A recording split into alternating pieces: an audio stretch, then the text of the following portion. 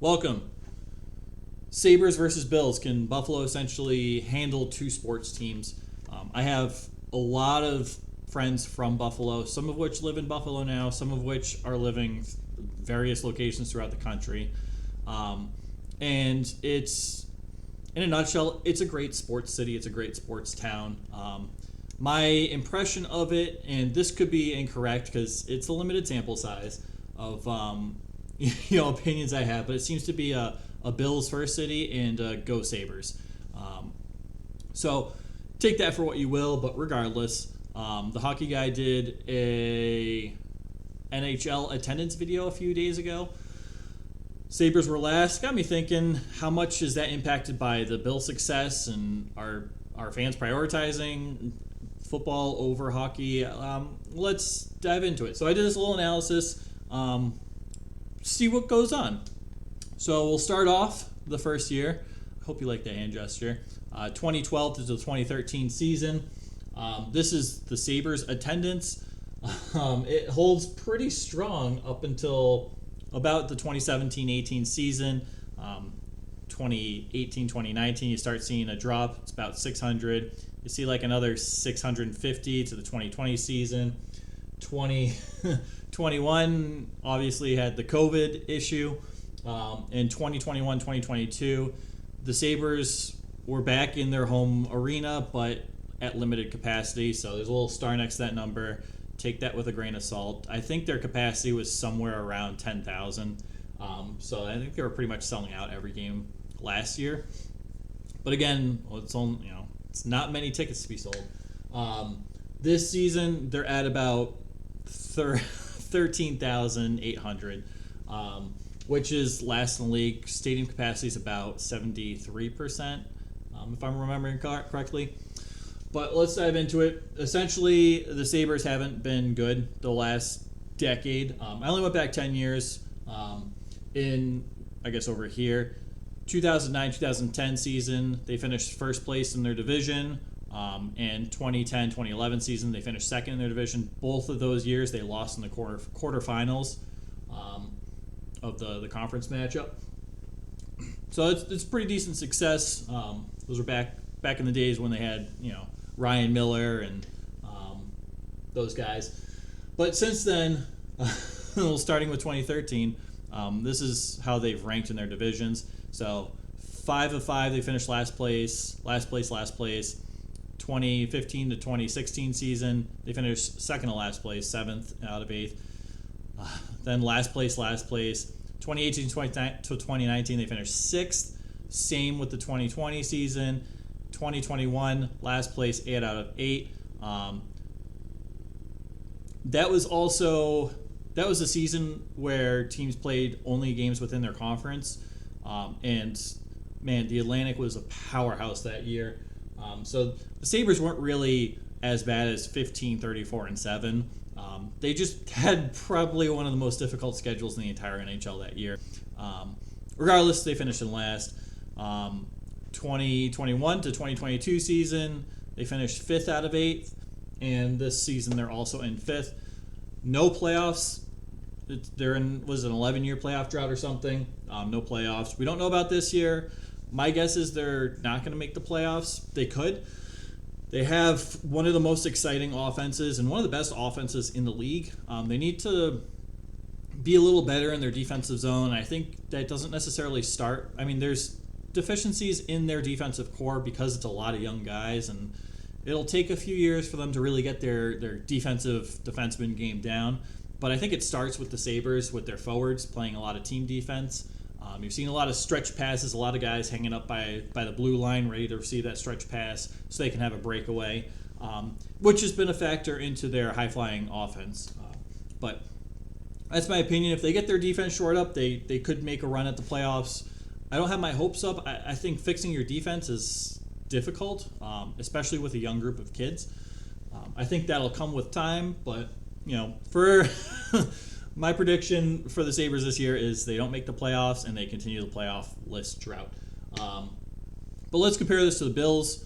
Bills, this column is the record, and then the parentheses with the dash marks, that's where they finished in their division out of how many teams.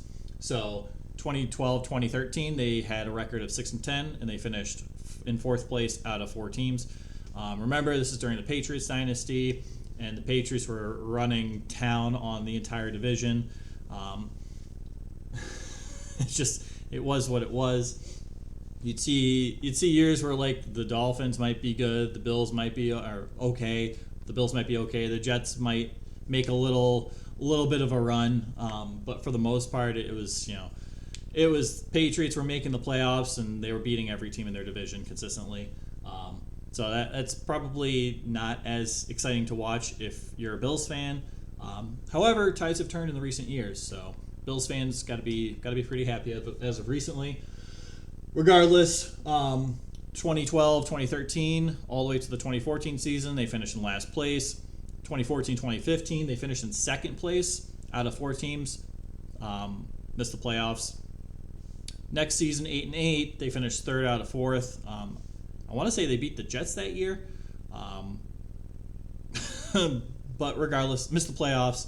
2016, 2017 season, they finished 9-7. They finished third out of fourth place. And then we get down to the 9-7 record. They finish second. They win the wild card, but they lose in the wild card matchup, so they're knocked out the first round. Then I don't even know what year we're on. 2018, 2019, they finished 6-10, third place out of four. And then here comes Josh Allen with his breakout year, essentially. We got them going 10-6. They finished in second. They lose in the wild card. Next season, they finished 13-3. First in the division, they lose in the conference. And then last year, 11-6. They finished first again. They lose in the division. This year, they're 11-3. They're probably going to finish first in their division. A lot of people have them as Super Bowl favorites. We'll see. We'll see how far they get. But what is it? The last 4 years, including this year, they've made the playoffs. They should make the playoffs. I don't know if they've officially clinched yet. I'm assuming they have officially clinched, or maybe they need one more win. 17-week season now, right?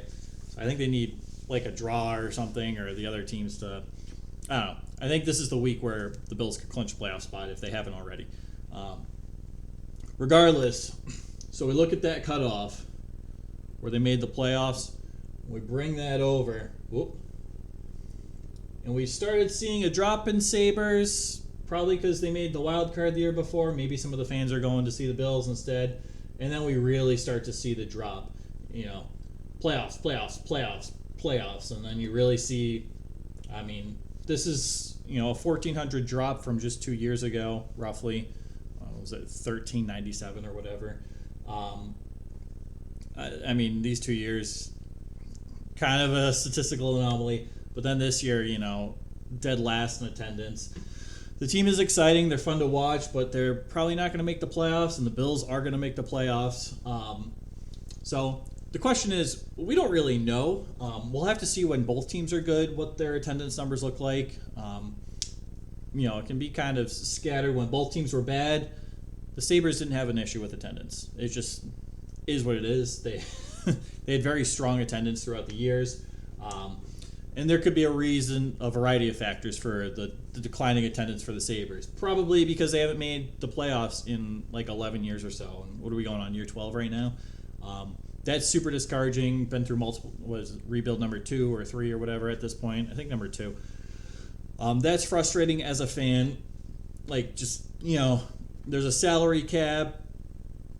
It's supposed to keep teams competitive. You don't usually see a team with a playoff drought for this long. I think this is an NHL record. Don't quote me on that.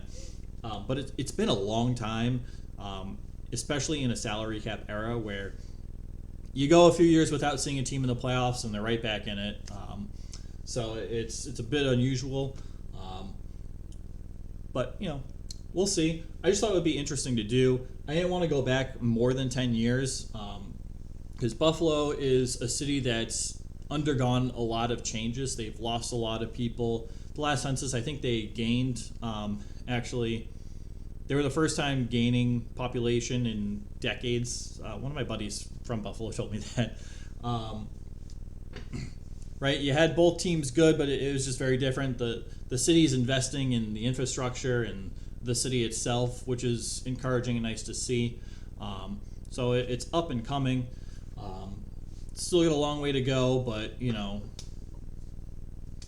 you can say that about most cities. So the city of Buffalo is very different from what it was even like 10 years ago.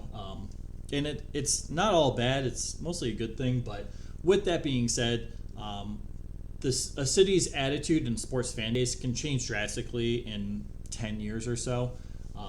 So I didn't want to go back further because, you know, you got the Bills doing Bills things, and you got the Sabres with their ridiculous playoff run.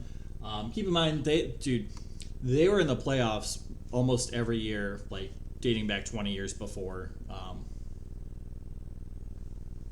starting or ending in 2011. They were a good team. They were good. There's a reason I'm not a Sabres fan. I do have my Thomas Vanek shirt or jersey. He was a Bruins killer, and I don't know. He was a good player, but man, he was a superstar anytime he played against the Bruins. It didn't matter what team he was playing for. So I had to give a shout out to Vanek and get the jersey. Not a big Ryan Miller fan. Come at me with your hate. That's just my Bruins fan speaking right now. Not a big Ryan Miller fan.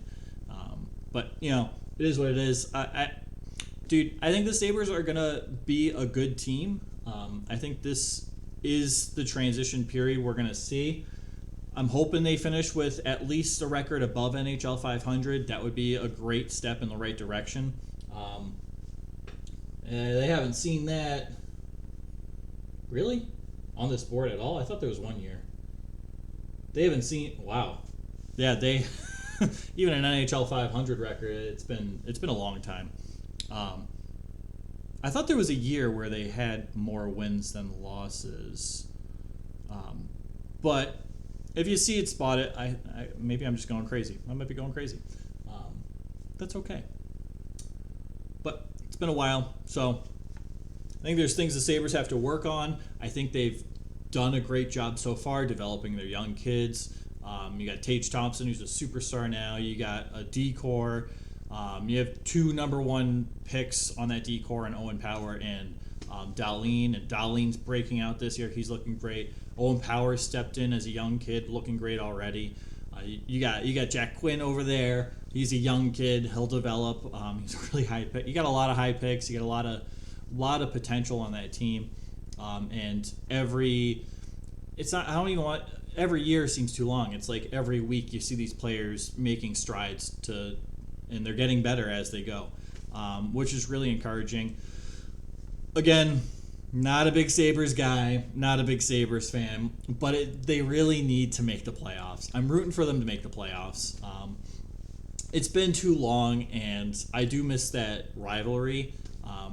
I do miss looking forward to Bruins Sabres games. It's, you know, they're not overly exciting anymore. The Sabres are playing kind of exciting hockey, so I guess they've been a little exciting to watch the past couple of years. But, you know, Sabres, Canadians, if they could stay competitive and the Bruins could stay competitive, that's a lot of fun as a fan of all cities. So, you know, I wouldn't be mad if the Sabres made the playoffs. I wouldn't be mad if they made a run in the playoffs. I think that would be great for the city and the fan base. And I think they're not too far away from being able to sustain playoff success, or at least making the playoffs. That's what I mean when I say playoff success. Making the playoffs for multiple years in a row.